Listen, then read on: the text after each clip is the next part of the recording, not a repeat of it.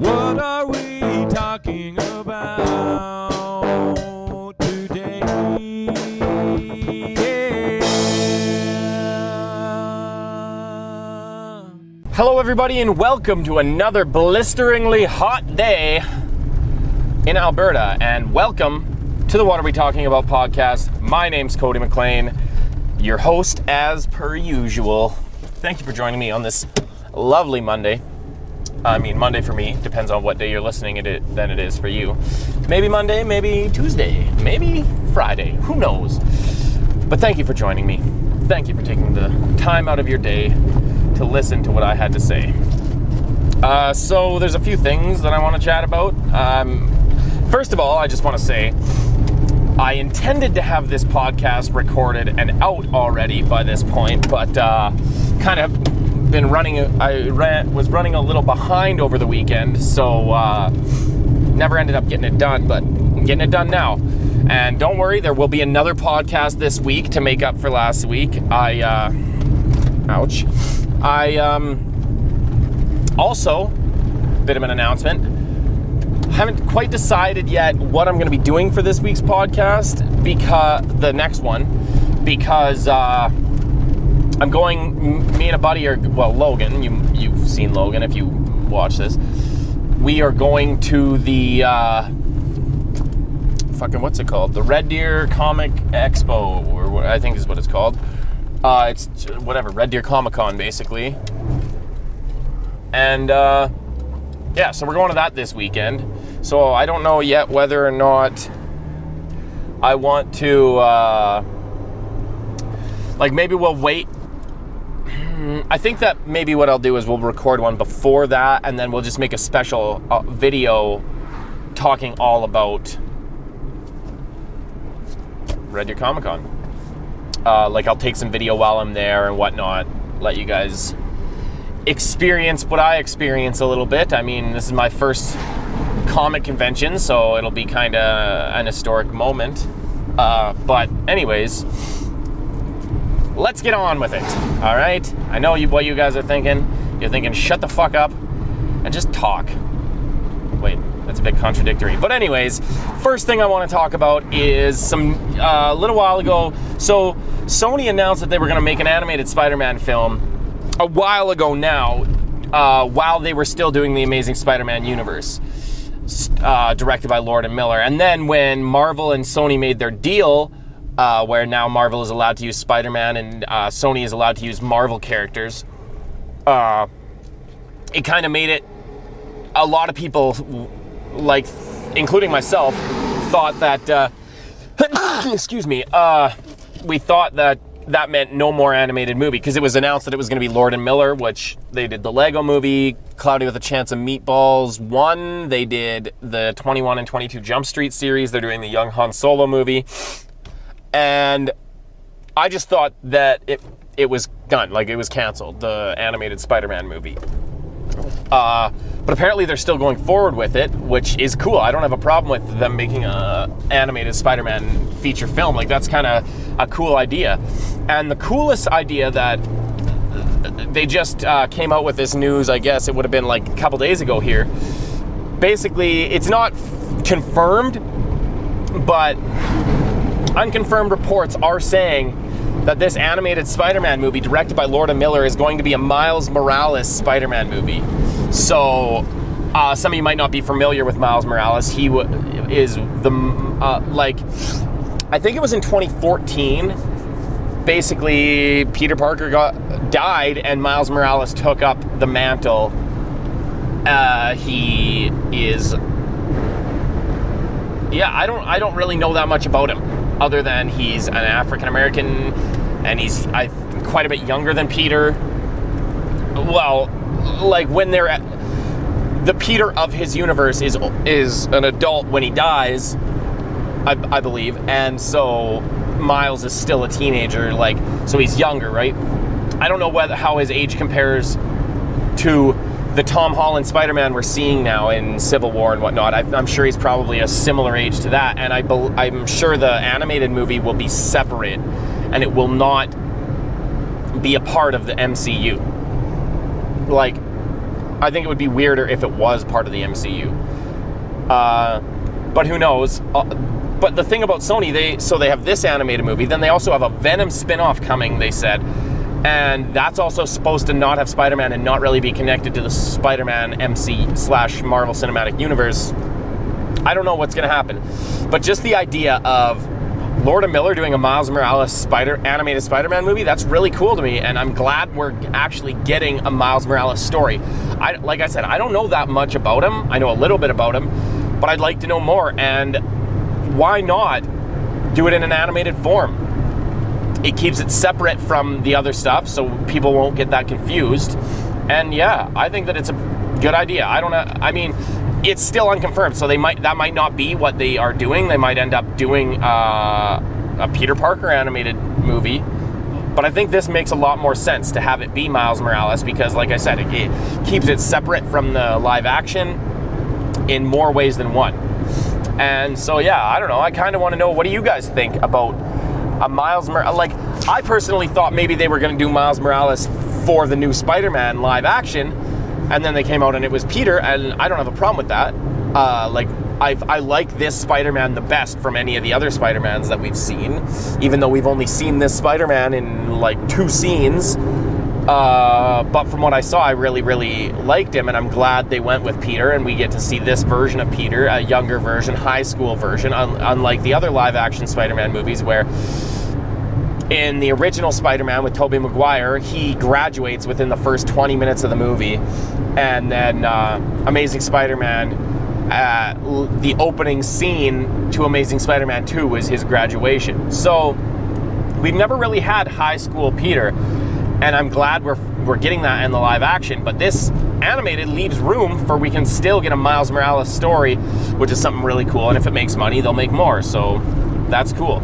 And who knows, maybe them introducing Miles Morales in this way will open the door to later on seeing Miles Morales in the live action, which I would also think would be really cool. But I would say that would be quite a bit down the road, 10 years or so, because you'd want to have a little bit of distance. You don't want 2 teenage Spider-Man. But maybe if they either kill off Peter or he becomes more of the, like, almost a Tony Stark type role, I'd be interested in seeing that, and he's almost a mentor to Miles. That'd be kind of cool, but we'll have to see. And yeah, like I said, I want to know what you guys think of this idea, Lord and Miller directing animated Miles Morales Spider-Man movie. Is it a good idea? Is it a bad idea? What do you think about just the idea of making... Here's the question that I have about it. Is it going to be 2D animated like the Ultimate Spider-Man cartoon and the Avengers Assemble cartoon and all those?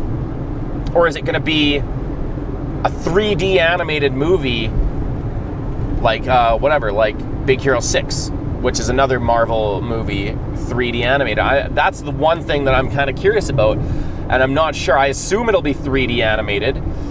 If it's going to be a big budget, theatrically released film, you don't see that in 2D animation in this day and age. So I'm going to assume it's going to be 3D animated, which I didn't really consider originally, which I don't know what I think about that. We'll have to see. Like, obviously, Lord and Miller have some experience in 3D animated movies. They made Cloudy with a Chance of Meatballs, which, love or hate the movie, it's a pretty funny movie.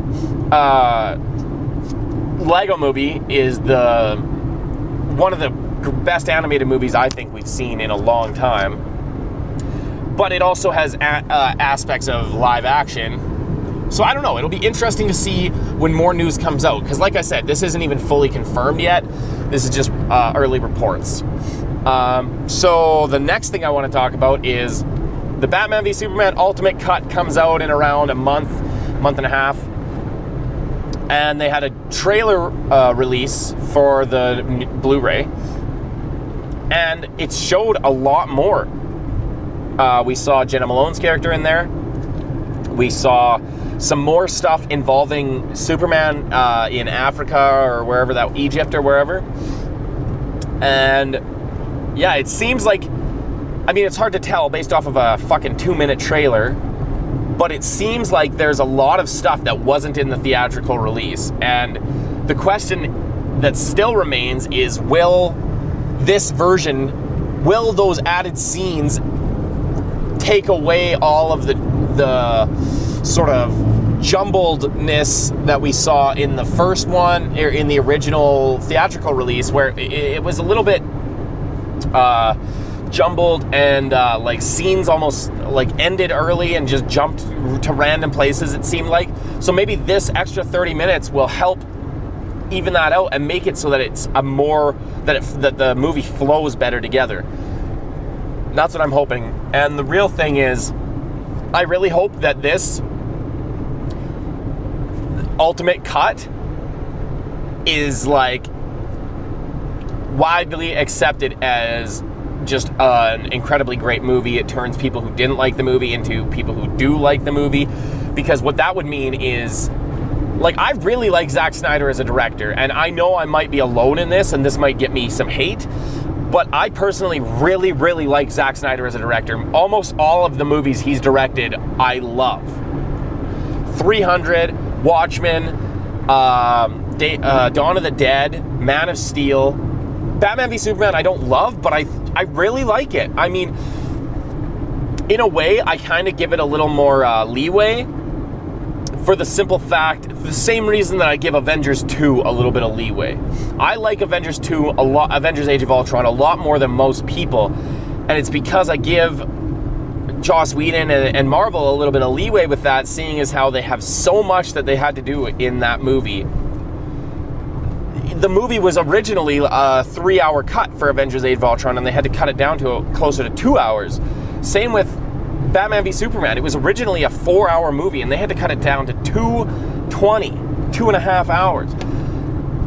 That's a massive amount of the movie just gone. So if you look at Watchmen, the theatrical cut, it's okay. But when you watch the ultimate cut of The Watchmen, it's amazing. It's the greatest adaptation, in my opinion, the greatest adaptation we've ever seen of a comic book or a graphic novel. Like, it's the movie version of the Watchmen graphic novel. A little bit different in the ending and what have you, but for the most part, that's the closest we're ever gonna get to seeing a live action version of that movie, and he did a fucking bang up job, I think. And like I mentioned, 300 is another one where it's an incredible movie. And that's the one where we kind of were introduced to Zack Snyder's hyper-stylized type of directing. Because in Dawn of the Dead, which I believe is his first theatrical release, directorial debut kind of thing, it's still a little bit, you can tell that it's a Zack Snyder film when somebody says that's a Zack Snyder film. You're like, oh yeah, I see it. But just watching it, you don't just automatically assume. It's not quite as hyper-stylized as you get with, say, 300 or Sucker Punch, which is a movie that I didn't really like, but it's incredible to watch in a way. Like the scenes, it's like the greatest fucking music video ever, is what it seems like.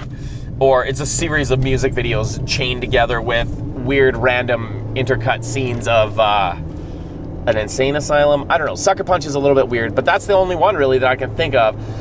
Name some in the comments that you think are shitty and we can discuss it, but I can't really think of many, if any, other than Sucker Punch, Zack Snyder films that I don't like.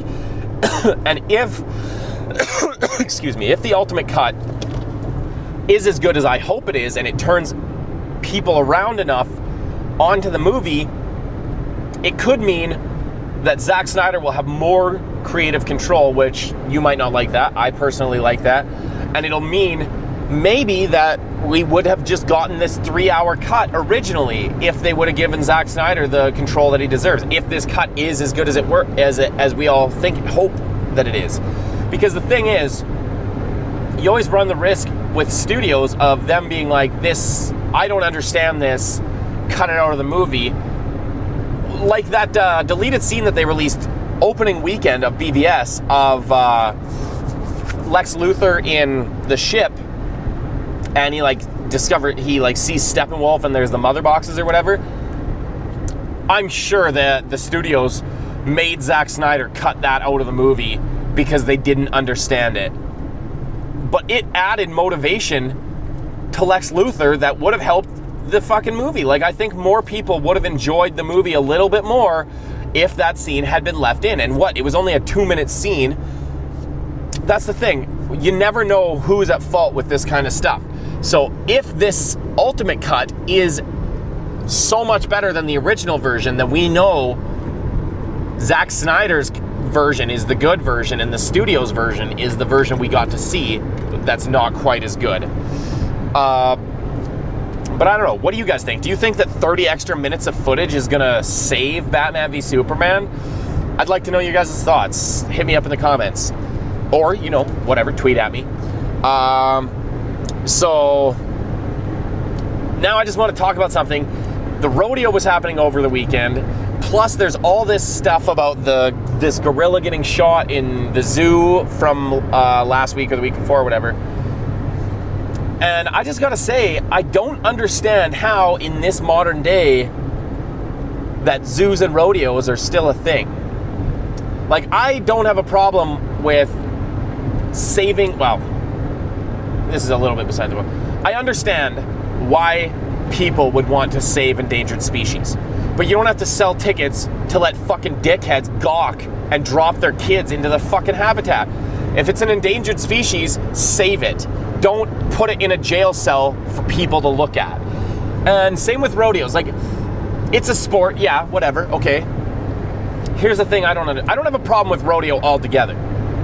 There's just some events that it's like, I personally don't have a problem with it, whatever, it doesn't affect me, I'm not a cow. But it's a little amazing that PETA hasn't ever fucking tried to stop calf wrestling. Maybe they have, but I haven't noticed. I don't know, but there's some things in rodeo, like I don't have a problem with Mexican poker. It's an amazing thing to watch 4 dumb rednecks get run down by a bull. It's fucking hilarious. Bull riding, another thing. If some dude wants to get on a fucking 2-ton wild animal and try and hold on for 8 seconds to win some prize money, that's fine with me. That's entertainment. But when people are fucking like strangling cow, like if you ever watch team roping or calf wrestling, those are some things where it seems like it's almost a little bit not okay. So calf wrestling, for those who don't know, they let the calf go out of the chute. I guess cowboy on the horse rides after, jumps off of his horse, grabbing the neck of the calf and basically flipping him up, picking him up by the neck and slamming him on the ground, tie his legs up. That's calf roping. And they have to stay there for a certain amount of time tied up, or else the run doesn't count. And then you have team roping, which it's a little bit similar, but there's 2 people. And one person go lassos the neck, one person lassos the feet. And I haven't watched rodeo in a while. I don't remember if then somebody gets off the horse, tackles that cow and ties its legs up, or if it's just they gotta hold it in that one position. I don't remember, but still. And maybe I'm wrong here, and if you think I'm wrong, let me know in the comments. I'm interested to know. It seems like there's some aspects of the sport of rodeo that maybe are a little old-fashioned and could be phased out. I'm not saying that you need to get rid of rodeos. I don't have a problem with humans riding animals for sport. Whatever. But like I just said, it just seems a little bit violent to watch a dude yank a cow by the neck, flip him up in the air and fucking slam him on the ground, tie him up. Like, there's just a couple things where mostly it's the stuff with like calves and stuff like that. Like, again, it doesn't affect me. I don't ride rodeo. I'm not a cow. So this doesn't affect me, but I just personally, I don't understand. Like, I don't have a problem with it, and whatever, it can exist and it doesn't affect me. But it's just amazing to me that in this day and age where a poster of a supervillain choking a superhero is deemed as promoting violence against women, why are there not more people flipping out about rodeos and zoos. That's just what I don't get. And if I'm blinded and seeing this in an incorrect way, I'd sure love to know. So let me know in the comments, what are your guys' thoughts on zoos and rodeos? Are you amazed that they're still a thing? Do you think they should still be a thing? I think that rodeos are more likely to be less changed, or they need to be less changed than zoos, because I don't think, like, I understand in a sense, zoos let people come in and they let people buy tickets because it helps fund the zoo. But the problem is, these animals are literally fucking captives. They're in jail cells. And, okay, so I work at a feed mill. And at the feed mill I work at, when you're loading a tote, there's a big picture window that the customers can just stand there and just gawk at you. And I'm not even a prisoner, and it's fucking annoying, and I hate it. I couldn't imagine being a caged animal. Like, yes, in some ways zoos are good. Zoos can help bring back endangered species from the brink of extinction. But you also don't need to sell tickets for people to see it, right? Like, if you're gonna do that, set up a non-profit organization where people can donate to your cause. You don't need, like, people donate to the WWF. People donate to the fucking Save the Panda cause. Why do you need to sell tickets for people to go to a zoo? Like, how is that the only way that you can get money? I don't know. I'm kind of going on too long about this, but it just amazes me. I don't understand it. Maybe you guys can enlighten me. If you know why zoos are still a thing, or rodeos, hit me up in the comments. Let me know. A couple more things that I want to just quickly chat up before I call her a day. Number one, they're talking about the front runner for Miss Marvel. So classically, for a long time, my front runner for Miss Marvel, for my personal preference, was Emily Blunt. Until somebody mentioned the idea of possibly Brie Larson, the Best Actress winner from last year. She was in the 21 Jump Street. She was she won the Oscar for Room. She's an incredible actress.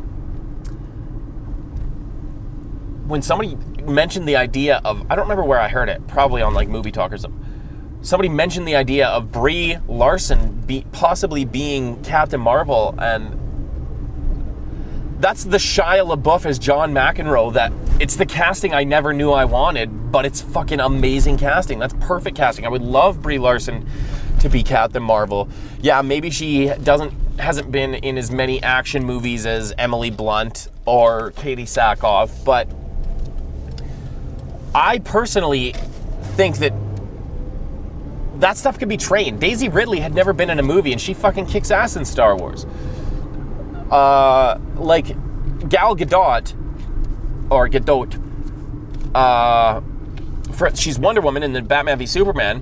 When she was cast, people were flipping out, oh, she's too small, blah, blah, blah, blah, blah. She's not ripped at all. She worked her fucking ass off. And now I couldn't see somebody else's Wonder Woman. She fucking killed it as Wonder Woman for me. I loved her performance. I loved her badassery and her strength and her warrior spirit that she portrayed. She did it, and these people are super. They don't need to physically be as ripped as like Batman needs to be more physically ripped and stronger than Superman does, because Superman has fucking kryptonite. Like, he's a Kryptonian. He gains his power not from his physical strength, but from his cells absorbing sunlight. Miss Marvel has Kree-like powers. Did, what's his name? From Guardians of the Galaxy, I'm not remember. Oh, Ronan the Accuser. He was just a dude. He was just a fucking dude. Yet he could grab the Power Stone and put it into his hammer, no problems. Now, she will need to be at least physically fit, because Carol Danvers originally is a soldier, I believe, and soldiers are in shape. But I think it's fucking brilliant casting, and if she needs to, she can work out to become the role. But I don't know. I'd like to know what you guys think. Who's your number one pick for Miss Marvel? Did you even consider Brie Larson? What do you think of her as a choice? Because I really love it, and I really hope she gets it. One last final thing that I want to talk about before the end of this, before I move on to the reading, watching, playing. Thor 3. It's been basically confirmed that we're getting part of the Planet Hulk story. This is what I think is going to happen. Because they've already said that, I believe Grandmaster is who Jeff Goldblum is playing. So I think that he's basically going to set up a Sakaar Gladiator style tournament. And I think Schnepp said it on Movie Talk. He's going to make Thor fight in the tournament, and Thor is going to basically have to summon Banner. They're going to be like, you have to pick somebody to fight by your side. Who is stronger than the Hulk? No one. So that's who I think Thor picks. He summons the Hulk. Hulk becomes his helper in the tournament. Maybe that'll only take a small portion. I think will only take a small portion of the movie, and then Hulk will just help Thor with the rest, with dealing with Ragnarok. I don't know. That's just my idea, what I think and I kind of hope. And I'm glad to see that we're going to get some Planet Hulk somehow in the MCU. Because I know it's a little bit of an obscure title. It's definitely weird and hard to do. Like, you wouldn't expect to be able to make, in order to do Planet Hulk as a live action movie, it would have to be like The Jungle Book, but with no humans. It would have to be just completely CGI, so it would be such an expensive movie and such a weird movie, they probably wouldn't make their money back. But this is a way they can still do service to the Planet Hulk storyline while not actually making a straight up Planet Hulk movie. They can take aspects from Planet Hulk, kind of like they've done with Civil War, they've done with Winter Soldier. Even X-Men's done it with Days of Future Past, where you take a comic series and you take the core aspects of that series or that run and you turn it into a movie.